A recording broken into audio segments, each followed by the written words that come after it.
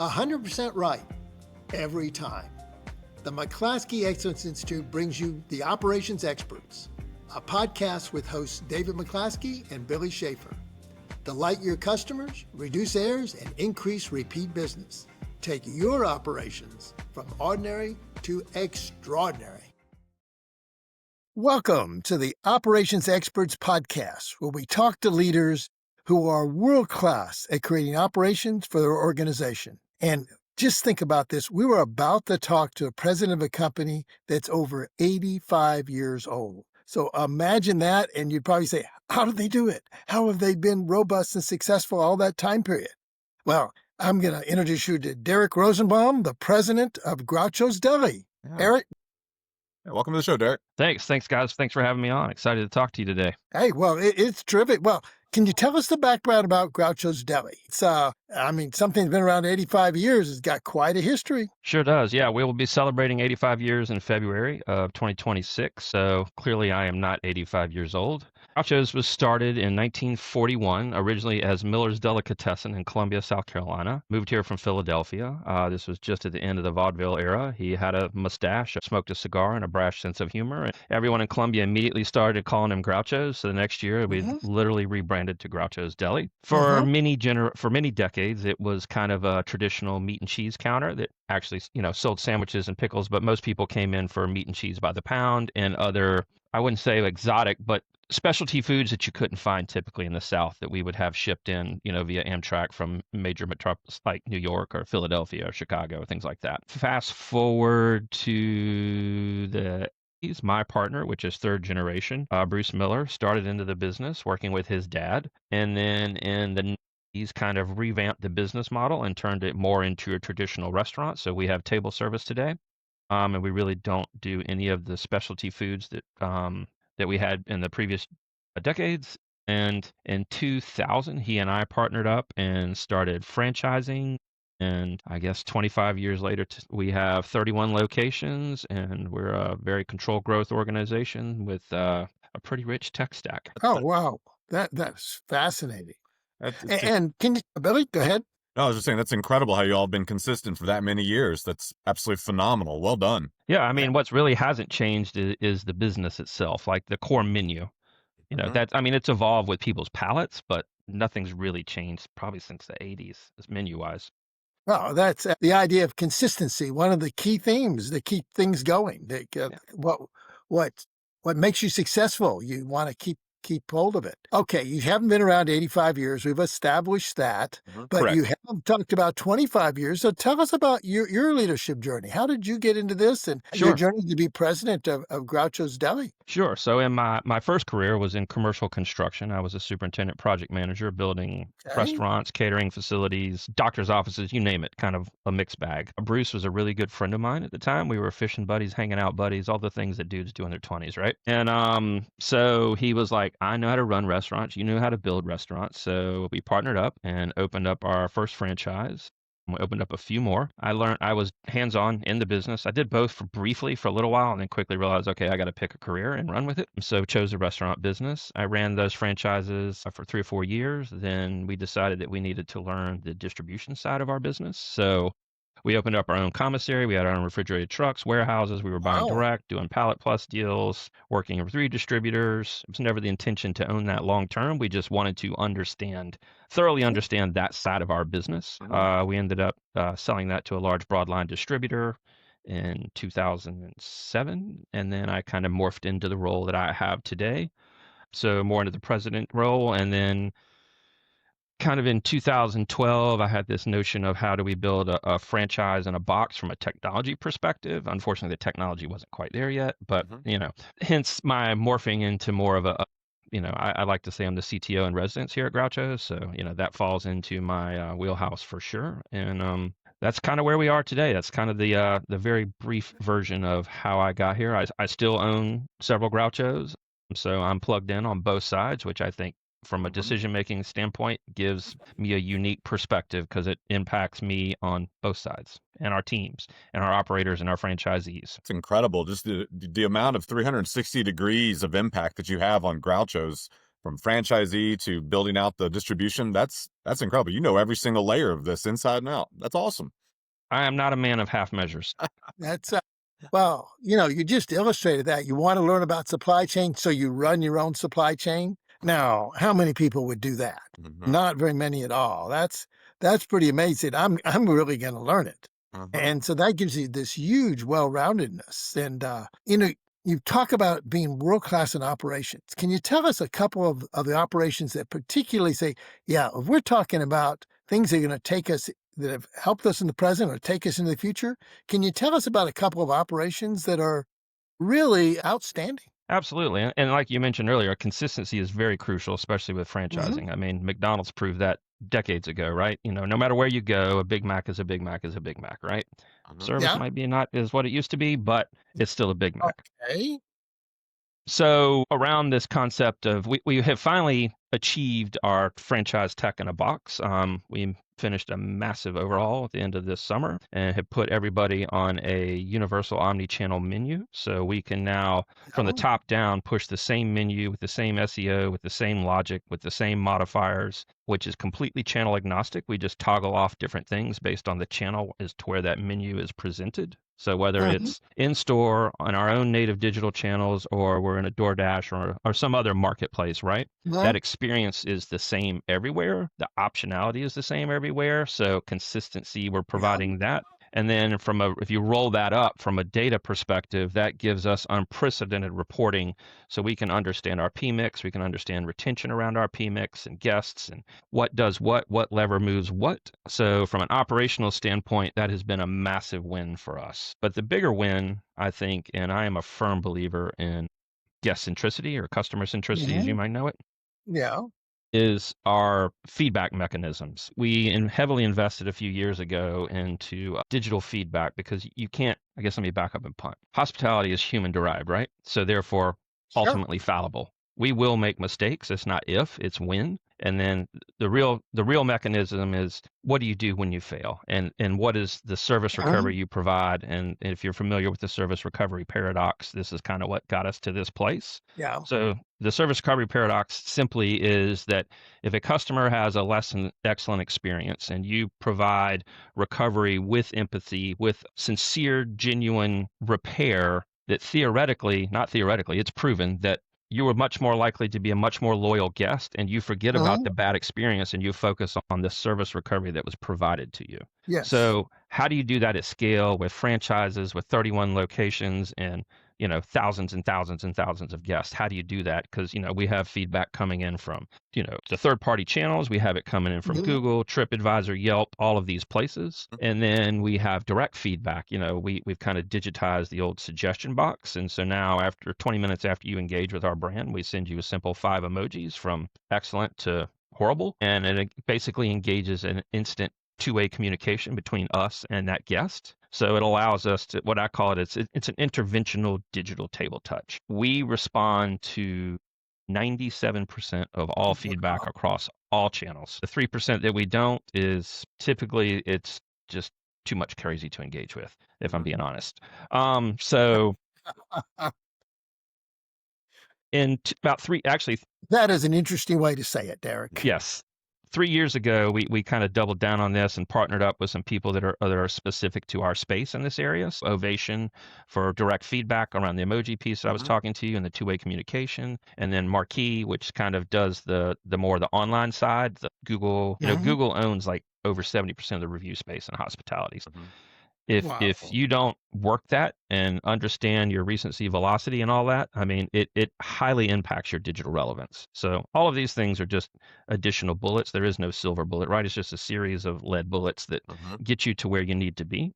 So I pulled a quick report just this morning just to see. So in 3 years, we've had in our direct feedback channels over 76,000 pieces of feedback from our Wow. guests. We've responded to 97% of them, typically within under 10 hours. And of those, 80% are 5 star, 12% are 4 star, and then it kind of trickles down, and less than 2% is just a completely negative experience. And of those, about 10% has been recaptured guests from the service recovery we provided. So we know that you had a service failure. We provided the service recovery. We know that you have re-engaged with our brand. And then we take all of the feedback from all of these channels and use it in a sentiment tool within these platforms. So we measure across 9 categories, each having multiple subcategories. So we're measuring accuracy, speed, cleanliness, hospitality, price, a bunch of different metrics, right?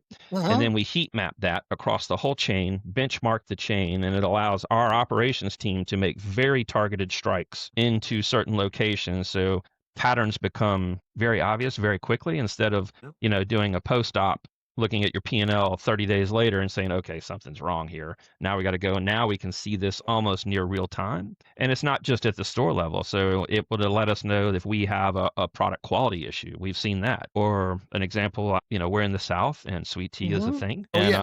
one of my franchise kept getting complaints about weak sweet tea. And I called the manager up and I said, I need you to stick a probe thermometer and tell me what the water temperature is coming out of the brewer. There's an ideal temperature for brewing tea, Absolutely. and it was off 20 degrees. I'm like, call the technician. Like, we wouldn't have had visibility into that because it looks right, and if you're not an active, typically people that work in restaurants kind of stop drinking sweet tea because it's unlimited. So, I mean, ultimately, to answer your question, we're winning at service recovery, which then lends further credence to digital relevance. And, we live in a digital world. Restaurants are in a digital footprint. Post COVID, we are 56% off prem on our revenue. Wow. That is. It's really great that you're doing something that most people need, and I hope they listen to this as a great lesson of too often people think in operations excellence, it's, oh, I've got my data. Great. It's numbers on a page. But you're actually doing something with the data and there's actually action steps to it. So that's such a key lesson that most people don't know is great. You have your data, but what are you going to do about it? And you have just shown that that's that level of excellence that you're driving there at Groucho's. Phenomenal. If the data is not actionable, then it's really serving no purpose. It's just a reference point, right? Yep. It's a waste of ink is what I always say. Yeah. Wow. And is technology helping you out a lot as the chief technology officer? Is it technology is just really enabling that to happen, or is it something else are you driving that? Yes. And I think, and it's kind of a paradox, it's counterintuitive, but we use technology to enhance our teams, to empower our teams. And ultimately, if we can automate the mundane part of their jobs and Mhm. allow them to focus on the human side of hospitality. And that's my ultimate goal with using technology in our systems is let's get these things dialed in that we can repetitively do. And then also, today's workforce is very different than 20 years ago's day's workforce, and they learn differently. So how do we can't then expect them to come to our old models. We have to go to the Mhm. way they learn. Yeah. So we're building agentic learning for our teams in more like a TikTok style learning. So it's, short micro learning pieces that, Mhm. that's how our staff, our team members are typically what I call life transition employees. So they're high school to college, college to career. Yes, Right. we pick up a few lifers along the way, but generally speaking, they're life transition employees. And for Yes. many of them, this is their first job, right? So Right. not only Yes. are we teaching them how to do what we do as a business, but we're also teaching them how to engage with people, how to engage with consumers, how to engage with guests, how to engage with each other. And soft skills is it's hard to teach, especially, I mean, Yeah. because today's youth are very just instantaneous, right? And so, we're applying what we're learning and hearing on the front lines into our systems to adapt to the way that they learn and the way that they want to engage the material. Oh, wow. That's fantastic. It's great to see the sophistication. You say, let's deal with the real details that help us be excellent and help us survive another 85 years. So, I mean, that is terrific. Along the way, Derek, there's probably been some pretty big challenges. Can you relate some of the big operations related challenges you've had and how you overcame them? Yes. I mean, I think you have to start with just the concept of franchising in and of itself, right? Especially when you're dealing with older legacy franchises that were here before all of these systems and processes and all of this enablement Mhm. existed. Okay. And buy-in is hard. I mean, it's hard. And then buy-in and then promotion is even harder, right? I mean, some people will buy in and do the things, but do they take it to the next level? And that I think that will, and that's certainly not unique to Groucho's. It's every Yeah. franchisor I've ever talked to struggles with this. Yeah, I mean that's number one in understanding. I mean, when you buy a franchise, you're buying a systems and processes, right? And Yes. it's not David's Deli or Billy's Deli, it's Groucho's Deli, right? So, that would be number one, and then just Mhm. learning that just because a piece of technology is feature rich doesn't mean that it will be adopted in the field. So you have to listen to your teams, and we kind of backed up and punted, and like we typically vet everything like within our own stores now and prove it out, refine it, tweak it before we launch it to franchisees. That's a great way to overcome. It sounds like franchise is one of those areas where you've had a lot of challenges. And how do you feel that's going? Is it like, okay, it just keeps getting better and better? And if you were saying, here's something that I've done that's really made our relationship with franchisees a lot better, what might it be? I mean, listening, number one, being receptive, optionality, I think is one way to do it. Certain technologies may not always apply to every operator based on how Mhm. their system is or the demographic or the area in which they serve. Mhm. Yeah. So optionality around that. And then basically I'm a big believer in explaining the why. Oh, The Okay. why, Yes. why are we doing this? Not just here's the edict and go do it, right? Because Mhm. no one responds well to that. yeah. And it's understanding the why, because all of these things it's they're making up a different, it's basically making up a unified commerce system is what we've built and Mhm. what we're trying to build. So like we understand guest habituality, we understand marketing automations, and all of these things feed into this system and the MarOps flywheel. And when we made this giant cutover this summer, we switched POS systems in late July to our new omni-channel menu systems that I was talking about and enterprise menu management. And it is the first time in my career where more than not franchisees called and actually thanked us. Because I mean, we were so methodical in this build. Mhm. And, we took our learnings from the last 25 years and applied it to this application. You have to listen to the front lines and kind of work backwards, because if it doesn't translate there, it's not going to translate. Oh, yeah. Well, I mean, Just the isn't that a vertical great alignment lesson you to? get. The vertical alignment you get is absolutely incredible when you actually talk to your franchisees. And we hear a lot of times it's the us versus them mentality, and you seem to be aligning everybody, which is why you've been around so long. And we see a lot of those people that don't align, and they typically go away pretty quickly. So I hope everybody hears that, and that's a strong thing to copy. Wow. And before we continue, I want to hear a message from McClaskey Excellence Institute. It's something that Billy and I are very close to. I'm the president and Billy's the vice president. And one of the things that we think about this time of year is failing to plan is planning to fail. As you know, results don't just happen, that you actually design those results in. And one of the key things is strategic planning, where you can get your entire company lined up around a few key objectives. And when you get your entire company lined up and get the plans behind them, they tend to happen. Huh? And so this is the ideal time for strategic planning. And I've had the pleasure of running over 50 two-day strategic planning workshops. And it's just amazing to see what happens. People get new initiatives, they scale, they wind up being more excellent in what they're doing. So we highly recommend it for every company. And it's really a shame that a lot of companies don't do strategic planning. Mhm. We would anything we can do to encourage it. If there's something you'd like to talk to us about that, we'd love to do strategic planning workshops. Contact us at info@mcclaskeyexcellence.com. Well, Derek, the one thing that I think about constantly in my businesses is I wish I knew now what I knew then, or the other way around. Don't we It's all? yeah, and I think about it as like, God, why didn't I do that 20 years ago or 10 years ago? I could have been so much further. What's that one thing that sticks out in your head of if I would have known this earlier, my life, the trajectory of Groucho's would just be in a whole new realm. I think it kind of circles back to what I was just talking about. I mean, the front line is the truth. Our frontline team members are the ones that are engaging with our guests. I mean, at the end of the day, if we don't provide that service level, I mean, we don't have a brand. So that is number one. And that standardization is not control; it's empowerment. Removing friction from your teams through these things can free people to do what they do. And what we talked about earlier is like we want to put the human back in hospitality, and that is my goal. I mean, I literally told my somebody last week, I'm like, if I knew today what I knew 20 years ago, what I knew today, I would be a dangerous man, to your point. But yeah, I mean, that's really it. I mean, the end of the day is, and I think somewhere down there is at a certain level, you have to trust your gut instincts. Yeah, can't say that any better. You're right. The standardization is empowerment. I always tell people that I work with that Why are you letting them figure it out on their own? You already have a system. Genius comes from standing on the shoulders of the giants that led before you. So you don't have to create your own path. The path's already there. And I love the way you put that is it's not control, it's an empowerment. Yeah. Great phrase.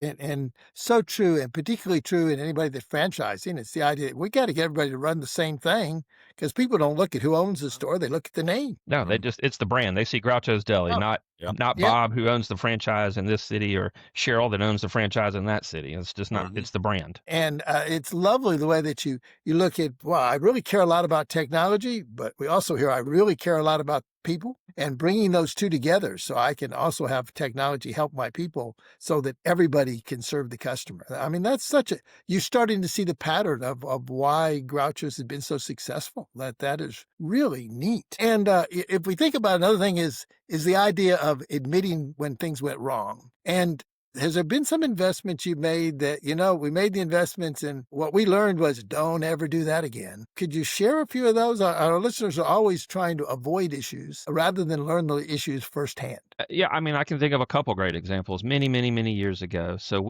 we're famous for our house-made dressings and sauces. We make them fresh every day, every single day. Uh-huh. Yeah.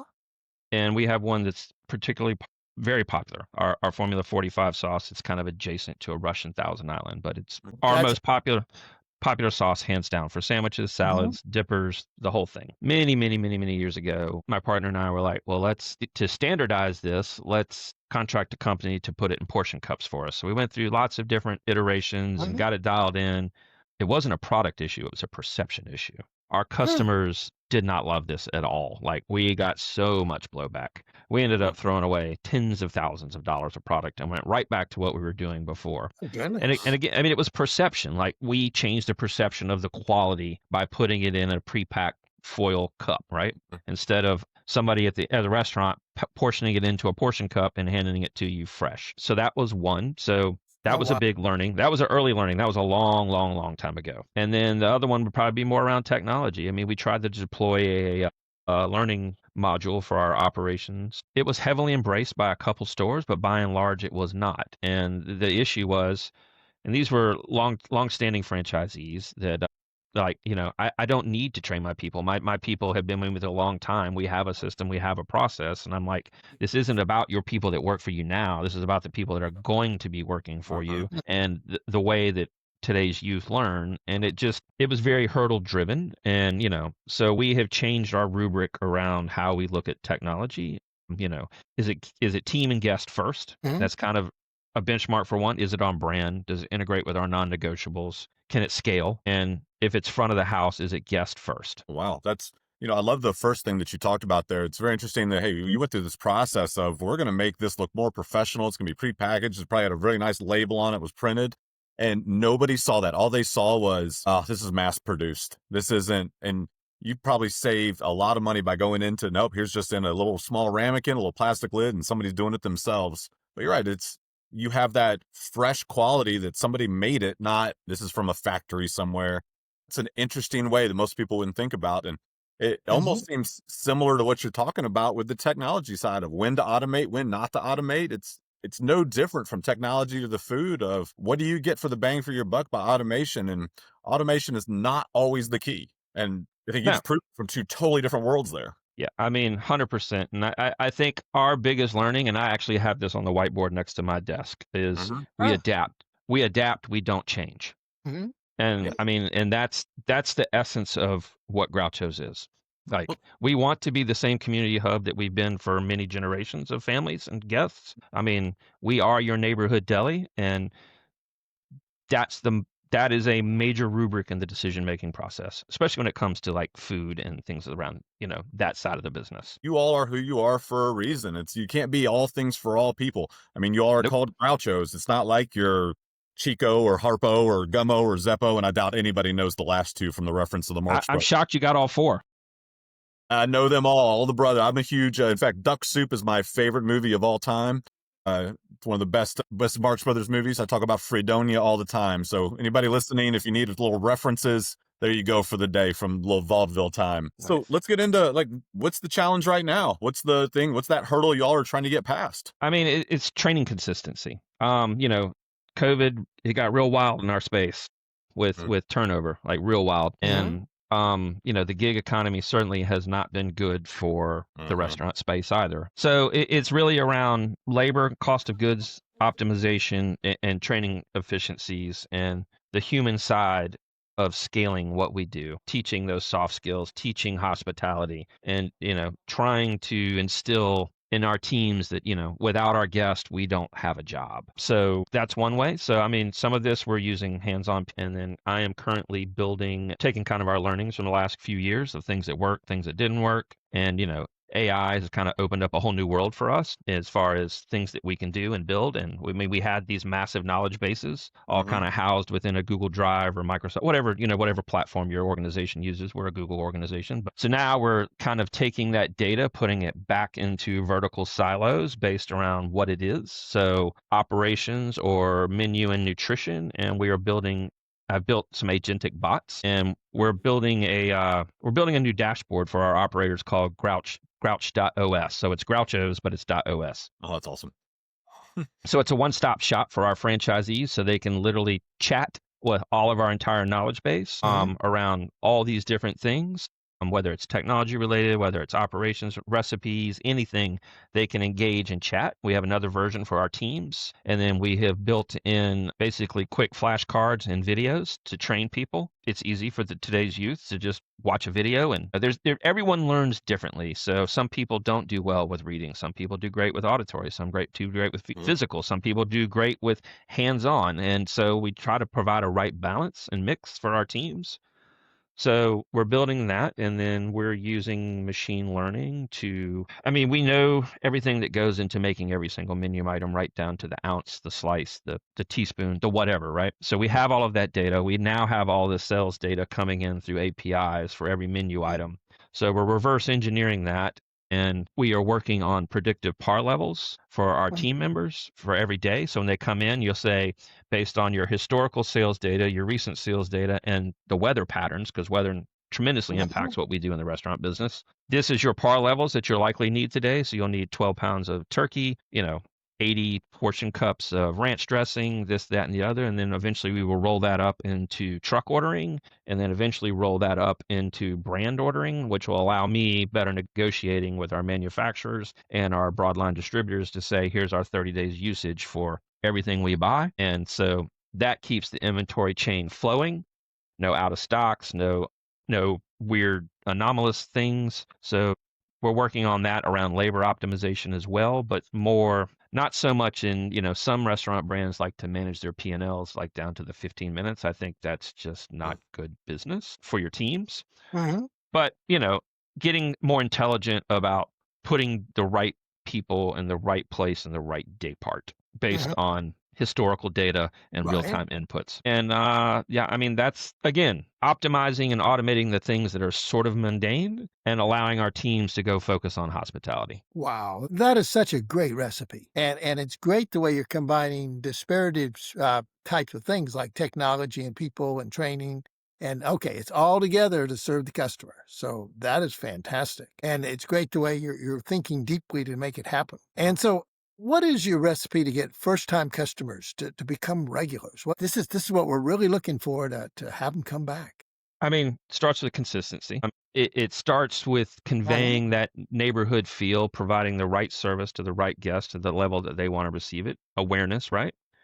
At the end of the day, it still all comes down to good old fashioned hospitality. And then when we Mhm. do fail, how do we provide the service recovery, and do we do it with empathy? All the things that we're doing and building, they don't replace that human experience. Theoretically, it should amplify it. AI is a great amplifier, and that treat goes very much both ways. It can Mhm. amplify chaos and it can amplify good. So we have spent a great deal of time curating, knowing who our guests are. So if you come into our systems and we get one little piece of PII from you, so a phone number or an email, that's going to immediately start automations that we're going to send you to introduce the brand to you. We're going to welcome you to the brand. Then we're going to Mhm. talk about our history. We're going to talk about our systems. We're going to talk Mhm. about our online ordering. We're going to talk about menu features. And then we have spent a lot of time and effort in building these cadences around how we communicate with our guests. Right. We have a very robust weekly newsletter that we talk to our guests with, which, in I know it's weird to hear that email marketing is a win for us, but I mean, it very much is. I mean, we have 160,000 people in our database. We email them every single week, and we're pushing 50% open rates and high conversions for revenue. So it's training your teams to help people get in, our guests to get into those flows, so then we can introduce the brand to them in a non-intrusive digital way. We're very gated as to how we communicate with our guests digitally. We don't want to be that brand. I mean, we all have those people that email our inbox every single day. And at some point, you're just going to hit unsubscribe. And so, we measure guest habituality across like 5 metrics. So daily, weekly, monthly, quarterly. Daily are clearly unicorns. There's not that many of them, but we have a fair amount of weekly guests. We have a lot of monthly guests, and we have a fair amount of quarterly guests. And all of that we have built into our customer data platform, where we measure and build these automations. Is that we measure it unique to each individual guest. So, a lot of brands just say, okay, 60 days, 90 days, 75 days, you become lapsed or churned or whatever. We have built it so it's dynamic to each individual guest based on that guest's habituality. So if you fall out of your weekly or monthly cadence, we just send you a simple reminder. Like, we're here, we miss you, we love you. Just basic, it's weird to say human derived digital content, but it is. And at that point, typically we'll win them back. If we don't, then they'll fall into a churn campaign. So they have like completely lapsed out. And at that point, we're going to do it. But people churn for different reasons. They move, they change jobs, they don't work in the city anymore. So they're now visiting this Groucho's, because we built all of this unique to every individual store, because we want to be your neighborhood deli, not Groucho's, the corporate entity. But what I have found is, people will go all the way through these automations and still not unsubscribe. I mean, the unsubscribe rate is ridiculously low. And I'm just like, that is interesting to me. Like, they're still interested in the story that we're telling. And so maybe we haven't lost them. And people will email them like, I'm not gone forever. I'm just XYZ, right? I've got my mother's had ankle surgery and I'm out of town for 6 weeks, or all the different things. So yeah, it's a mix of all of that. But at the end of the day, if we don't provide the basics, none of that matters. You don't want to drive people into a bad experience. That's right. What I think you're doing really well is you're balancing. So many people, when it comes to this email marketing, it's just process, send, weekly, monthly, quarterly. But what you've done is you actually put, dare we say, humanity into the digital world of, hey, this is how this person feels. Because you have people responding back to you saying, hey, this is what, that doesn't happen. So I hope everybody that's listening to this right now is saying, okay, Deric's got it figured out. We need to learn from him, because you have taken humanity and this constant just barrage of digital emails and you balanced it. Kudos. That's not a common thing that we get to hear ever. There's a lot of great tools out there that can help you do these things. And, you can build that personalization into those emails. We look forward to learning more about that. Obviously, you heard David talk about strategic planning, one of the things that we do with McClaskey Excellence. What does it look like for Groucho's, and what's part of the strategic plan for this coming year? I mean, right now we're still kind of fine tuning our new systems and getting that completely dialed in. I told you we're working on these agentic tools for our teams, and all of that's still very much in beta, and pieces we're doing around automation of cost of goods. That's all still very much. I mean, these processes take a long time to teach and learn and refine to get the outputs that you want that are accurate. So just continuing to optimize what we call the MarOps flywheel. So marketing and operations, if you do this right, it becomes a self-feeding flywheel, and we learn every time a customer takes a lap through that wheel. We learn a little bit more about them, so then we can build even better automation. So, Billy, if you're a gluten-free customer who only eats on Tuesday nights, I can segment that data and find you, right? So we can talk to vegetarian guests, we can talk to gluten-free guests, which are very high value, or whatever the case may be, or people that only eat on the weekends, or people that only eat on the evening. So all of this it's a self-feeding cycle, and then we can build email and personalized marketing around all of these things. So we're just trying to get better and better at that. And then we have a very controlled growth plan. So, we would like to do 2 to 3 locations a year. I mean, we're feeling really good about where we are foundationally from a technology standpoint. So we're kind of ready to get back into that realm, but we're very much controlled growth. There's so many people in our space that are just like, we've got 13 stores open and 1,700 in the pipeline. I'm like, what does that even mean? And like, to me, I get asked all the time, how many locations are you opening next year? How many are you open in the next 5 years? How many are open in the next 10 years? Why is that a rubric of success? I don't understand.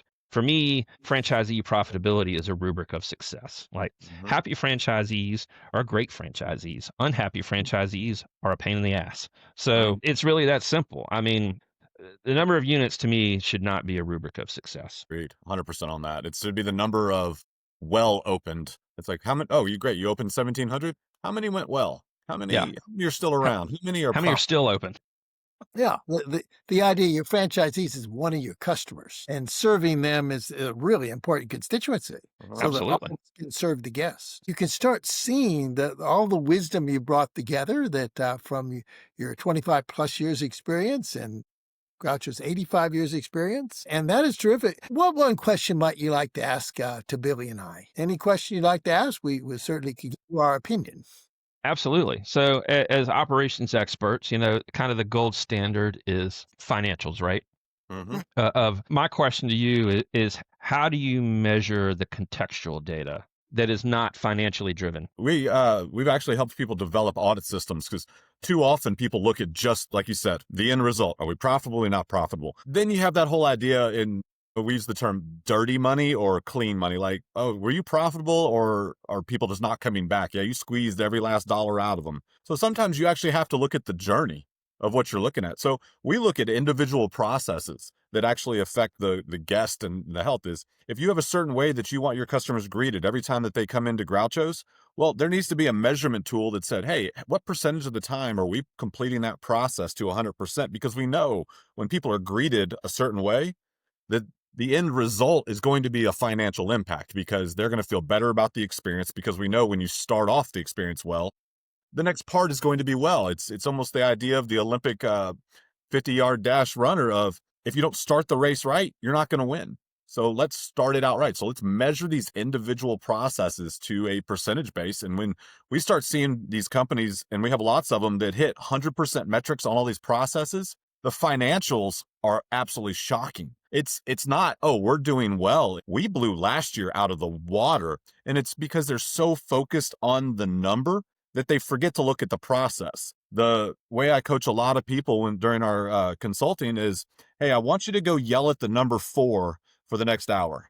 Just yell at it. Yell at it, find out why the number 4 isn't the number 5 or the number 6. And what people learn, they're like, well, it's not going to change. It's a number. I'm like, duh, it's not going to change. Why don't you go look at the process that affects the number, fix it, and now you're going to get a different financial result. Quit squeezing it down and fix the process. And so we've worked with certain groups in up to 162-point audit to where district leaders, presidents, CEOs, any C-suite can walk in and they can measure 162 different points of any restaurant or any business processes. And the ones that are hitting them at 100%, their financials are shocking. I mean, we talk about, we give references of companies that have taken their sales 300% of the same brand. We're talking about a franchisee that had the same identical as 29 other locations, yet their 3 were 300% sales. Here we're talking 7.5 million versus 2.5 million. Just by measuring the process and stop yelling at the number 4. Yeah, I always like to say what measured can be improved. What gets measured can be improved. Definitely. It's one of my favorite things to really get into is keep measuring those. Well, who do you look at as an operation expert? Who is who's that thinker, that philosopher that you really love to study when it comes to operations? I mean, it's a mixed bag, and some of it is not, necessarily operations driven. But I mean, at the end of the day, I think the book or the author or the person that speaks to me most in this space is Will Guidara from Unreasonable Hospitality. I don't know if you've read his book, but I mean, it's next level. So he took a landmark New York City restaurant, 11 Madison Park, to the number 1 restaurant in the world. And if you listen to his book, it's so much more than just operations and pristine and consistency and just this immaculate experience. Like they layered in a team member called Dreamweavers. So like an example was he overheard a guest who was in town. They had this amazing, 20 course whatever sampling meal, and they're like, we didn't have a hot dog while we're in New York City. He sent a team member down the street to buy a dirty water dog out of a cart, plated it up really nice, and served it to the table. That's going above and beyond. They will never forget that experience. We can't especially in the QSR fast casual space, we can't do all of the things that they're doing at 11 Madison Park when people are paying, $200 a head. But you can apply those same principles to what we do at scale. And I think you can apply them to any brand at scale, honestly. Yeah, you're right. And if people don't know 11 Madison Park, I don't think Will's part of this team, but a lot of that team is now down in Charleston doing a pop-up for the next year. So, and I know you're out of Columbia, and Yeah. So go Yeah, down there. Will's no longer with them, but yeah, I mean, he's a great speaker. I follow him on LinkedIn. I get his weekly newsletter. He's just a great thought leader. Love to hear that. Well, Deric, thank you for sharing your knowledge. It's, we started with 85 years for the brand and 25 years plus for you. And thinking, I was taking notes as you were talking. And, we adopt, not change. It seems to be, okay, that's what's going to keep us here the next 85 years, the fact that we protect what's great. And this blending, over and over again, you've talked about this blending of technology and people. It's not one or the other. It's working together for a common purpose. And love the statement of standardization, which is a big key for operations, is empowerment. So thank you for sharing your wisdom, and thank you for taking the time to share this with our listeners. We very much appreciate you doing that. Well, thanks for having me on. I genuinely appreciate it. There's a lot of fear in the marketplace around AI. AI is not going to replace jobs. It's going to empower people. And the sooner people learn to embrace these things and learn that it can make you exponentially more efficient at your job, if you actually just learn and understand the technology, it's a massive enablement tool. Oh, fantastic. You couldn't be more right. And thank you very much for being on. And for everybody, listening, we have new episodes drop the first and third Monday of every month. And check us out. We got classes coming up with our Achieving World-Class Results course. Just McClaskeyExcellence.com/AWCR. And we look forward to seeing you and talking to more experts soon. Thank you. Thank you. Appreciate you guys. Operations Experts was created by McClaskey Excellence Institute. Hosts were David McClaskey, president of McClaskey Excellence Institute, and Billy Schaefer, vice president of McClaskey Excellence Institute. The podcast was produced and edited by Kate Craig of Kate Craig Consulting. New episodes drop the first and third Monday of every month on Apple Podcasts, Spotify, Audible, Amazon Music. Find us online at McClaskeyExcellence.com and register for our Achieving World-Class Results course to enable your organization to deliver exactly what you promised every time using extraordinary operations.